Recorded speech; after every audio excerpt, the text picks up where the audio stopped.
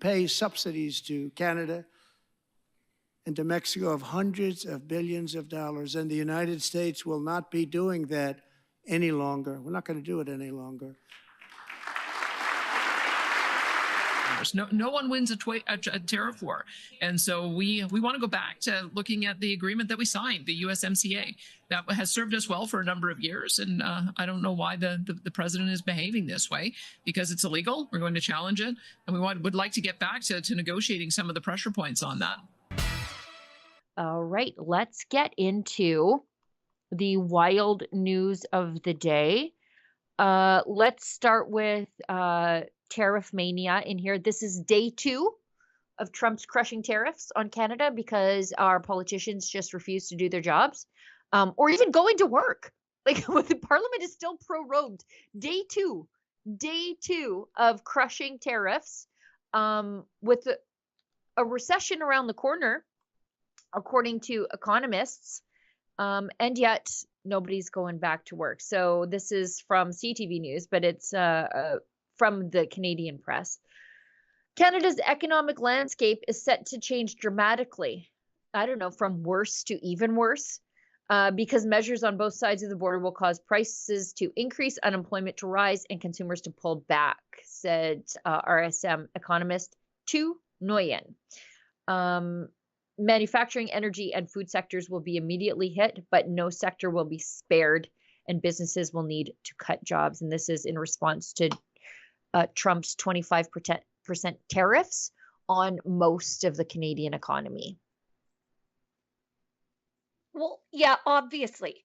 But instead of doing something about it, is that, they're like, every single sector in Canada is going to be negatively impacted by this. Well, that maybe if you guys would have been working in our interest instead of gallivanting around the country in a leadership race, or instead of gallivanting around Europe, shoring up support for the Ukrainian meat grinder, maybe we would be in a better position right now.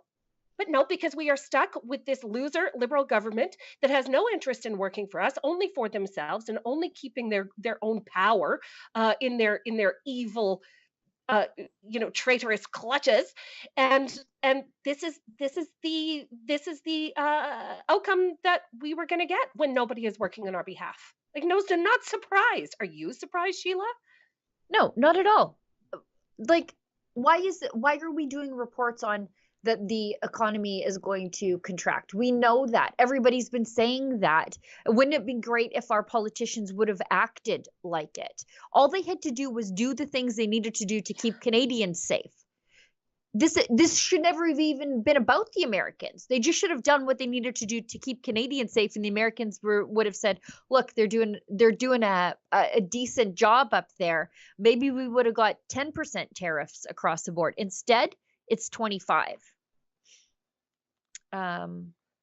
No, and the reason why we are in such a precarious position is because we spent the last 9 years chasing liberal pipe dreams, carbon taxes, green funds, net zero baloney. This is the reason why we are in such a terrible position is because the liberals and with the help of their NDP coalition have put us in this position where we are absolutely uncompetitive on the world stage. They could have spent 9 years supporting Canadian industry and supporting Canadian entrepreneurship and the peace and prosperity of our nation. The reason why we are in this terrible, terrible position today is because of their negligence over the last 9 years. Never forget that, Canada. Yeah. I mean, it's bizarre to me that the Liberals will burn 1 million jobs just to warm their electoral chances, and people in the East are considering rewarding them for it.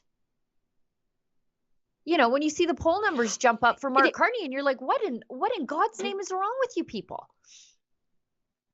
It truly boggles the mind. It truly boggles the mind. But like all communists, one death is a tragedy, 1 million deaths is a statistic. So to the liberals, one job is a tragedy. tragedy, and especially if it's a public sector union job, well then that's a tragedy. But a million jobs, especially out west, well then that's just a statistic. It is so easily avoidable for them to take accountability for what they've done when it's just a number in the air for them. We are just a number. We are slaves and feudal serfs to the people Yeah. of Ottawa, and nothing has shown it more than this. Nothing has shown it more than this. We've got Trump calling out Canada and other allies for taking advantage of the US. He says he's going to push back with reciprocal tariffs starting April 2nd and pledges to stop illegal fentanyl from killing young Americans. I pulled the fentanyl numbers here. Anyway, we'll talk about it after this clip. Have growth in the auto industry like nobody's ever seen. Plants are opening up all over the place. Deals are being made. Never seen. That's a combination of the election win and tariffs. It's a beautiful word, isn't it? If you don't make your product in America, however, under the Trump administration, you will pay a tariff, and in some cases, a rather large one. Other countries have used tariffs against us for decades, and now it's our turn to start using them against those other countries. On average, the European Union, China, Brazil, India, Mexico, and Canada, have you heard of them? And countless other nations charge us tremendously higher tariffs than we charge them. It's very unfair. This is happening by friend and foe. This system is not fair to the United States and never was. And so on April 2nd, I wanted to make it April 1st, but I didn't want to be accused of April Fool's Day. That's not, just one day was cost us a lot of money. But we're going to do it in April. I'm a very superstitious person. April 2nd, reciprocal tariffs kick in. And whatever they tariff us, other countries, we will tariff them. That's reciprocal, back and forth. Whatever they tax us, we will tax them. If they do non-monetary tariffs to keep us out of their market, then we will do non-monetary barriers to keep them out of our market. There's a lot of that, too. They don't even allow us in their market. We will take in trillions and trillions of dollars and create jobs like we have never seen before. We have been ripped off for decades by nearly every country on earth, and we will not let that happen any longer.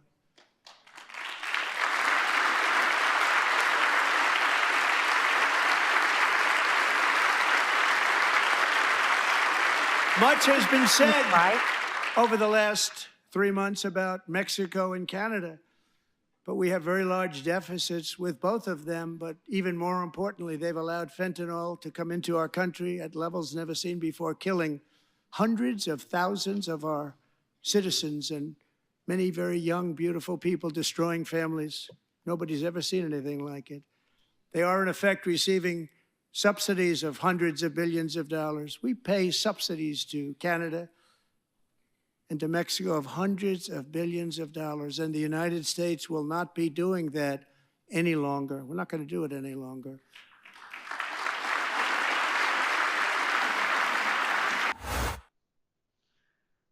Okay, well, Well, go ahead. I do believe we're in the FAFO era of Yeah. tariff mania, where Donald Trump says an outrageous thing, and anybody that's read The Art of the Deal would know that this is what he does. So he'll come out and say this on the surface outrageous thing, and then wait for the reaction of the people he's negotiating with. And what Yeah. he's doing is playing poker and making Canadian premiers show their cards. Well, guess what happens when you show your cards in poker? You lose. And this is exactly where we are in this entire cycle. But I do appreciate what he said about us not upholding our end of the bargain. Even if you think about our NATO commitments, Yeah. our 2% GDP going towards NATO defense. American steelworkers in Pennsylvania have to work harder to make up for the shortfall that Canada isn't providing. Oil field workers in Texas have to work harder to make up for the shortfall that Canada isn't providing. I don't think that anything he said there was inherently ludicrous, to be completely honest. Yeah, and you know what? I want to reiterate, I'm anti-tariff. Why? Because tariffs are just government taxes. And as you know, I am anti-tax. I believe in free trade. I believe in the free markets. But how do you get people to do what they need to do? I think that's what Trump is trying to do here. I pulled the numbers because people say, oh, like fentanyl, it's not a big deal. That's what Mark Carney said, right? He said it in all places, Kelowna, where they're just hit by the drug epidemic. 82,000. He said it's not a challenge. Sorry, go on, Sheila. No, it's okay. Tell me what Mark Carney said. I forget the exact words.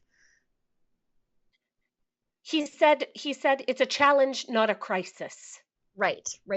He said it's a crisis next door in America, not a exactly that 50,000 challenges in Canada in the grave because of out of control fentanyl in Canada. But do go on. What were you going to say? I was going to say, so I pulled the numbers because Trump does talk about this like it is one of the gravest things facing America. And he is absolutely right. 82,000 fentanyl deaths in 2022 alone, approaching 250,000 deaths, I think, since 2018. Like 250,000, just 200 people per day dying in the United States due to fentanyl. To put it in context, 405,000 Americans died in World War II. In 2 years, unless they curb this, in 2 years, they're going to hit those numbers by adding, 160,000 to the death count, which is already at 250,000. In 2 years, they're going to surpass the American deaths in World War II. Trump is treating this with the absolute urgency it must be treated with. And if you are somebody whose job it is to protect American lives, wouldn't you do everything you could? That's Trump's approach. And I wish we had politicians who cared about us that way. Alas, we do not. We do not. But if you were a bad actor from a foreign country, say, I don't know, China, right? With a penchant for depopulation and societal destruction, what would be the thing that would get you there the fastest? It would look a hell of a lot like the fentanyl crisis in Canada and the United States. So he's right to fight this tooth and nail and to destroy it from wherever it's coming from and then salt the earth around it. There are few things that have been more destructive, especially with those numbers, Sheila. 250,000 people, that's not nothing. That's 250,000 families that are destroyed. If you think about the families that are impacted by that, that's creeping up on 2 million direct victims of this terrible scourge. And no matter what he has to do to get it done, we support President Trump for taking a really hard stance on this. And you're right, it is a shame that Canada has taken the safe supply approach. The safe supply, like how can they defend it? Yeah, the safe a safe supply of poison, consumptive poison. But you are right to point out that China is peddling the ingredients of fentanyl and opioids around the world. And we know that the Chinese communists, they see a long game. It's not like an immediate revolution. It's their 100-year plan. So you cause societal destruction and decay. You rewire the brains of young people with TikTok. You surveil young people 20 years in advance of their careers so that you have compromise on them through TikTok because you have access to everything they've ever said and done in all their communications. Let's go back to Trump's tweet there. Justin Trudeau of Canada, I love how he said, in case you didn't know, called me to ask what could be done about tariffs. I told him that many people have died from fentanyl that came through the borders of Canada and Mexico, and nothing has convinced me that it has stopped. He said that it's gotten better, but I said that's not good enough. The call ended in a somewhat friendly manner. He was unable to tell me when the Canadian election is taking place, which made me curious, like what's going on here. Then I realized he's trying to use this issue to stay in power. Good luck, Justin. Exactly. And I mean, if it's not Justin Trudeau in power, it's one of his cronies. And there it is. And Trump's onto him. Why aren't Canadians? I don't know. All That's right. right. Trump has got his number. I hope Trump keeps putting the pressure on him, because it's only because of Trump that he resigned in the first place. It's only because of Trump that we're securing our borders. It's only because of Trump that we're tackling fentanyl at all, like started to talk about it, even though 50,000 Canadians are dead in the grave because of it. But I sure hope that he keeps putting the heat on. I mean, nobody deserves it more than Justin Trudeau. Yeah. And I hope he turns his ire to Mark Carney, and I'm sure he will, in the few short days it will take before we find out who our next prime minister is, our completely unelected prime minister, thanks to a quirk of the Westminster parliamentary system. And we'll get to Jagmeet Singh's comments on that in a second. Danielle Smith, reacting to the U.S. imposing tariffs on Canada, taking a more conciliatory approach, and headed to the courts, where I think this should be battled out. And Danielle Smith, to her credit, has some pretty serious success in the courts against adversaries of the Alberta oil and gas sector. So let's listen to that. What is your reaction from what you just heard from Trudeau? So disappointing.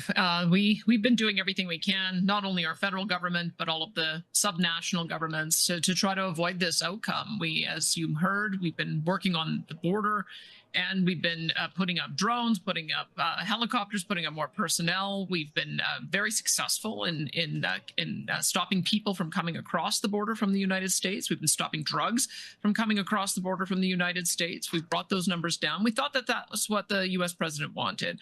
And to see this escalation is so disappointing, so damaging, initially to American consumers and American businesses who buy Canadian goods and raw materials. But then now with the counter tariffs, it's also going to be harmful to Canadian consumers. No one wins a tariff war.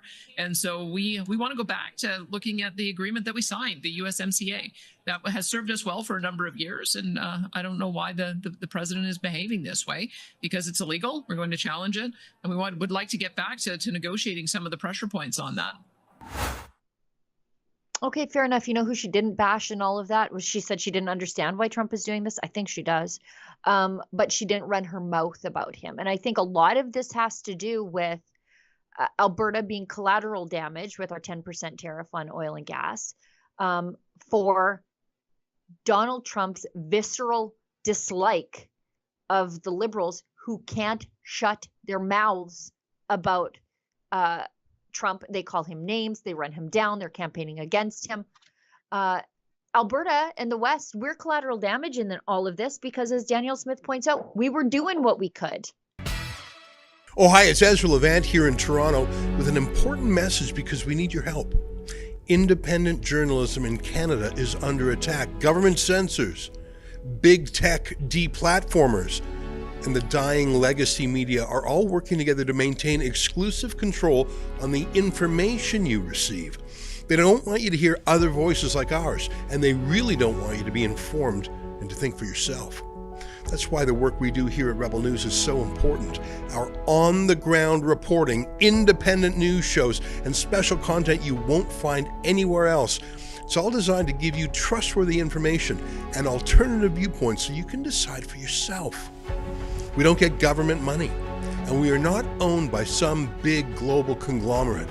We're funded by people just like you, so please support independent journalism and help us continue our work by subscribing and becoming a Rebel News Plus member today, right here on the page. Go to rebelnewsplus.com.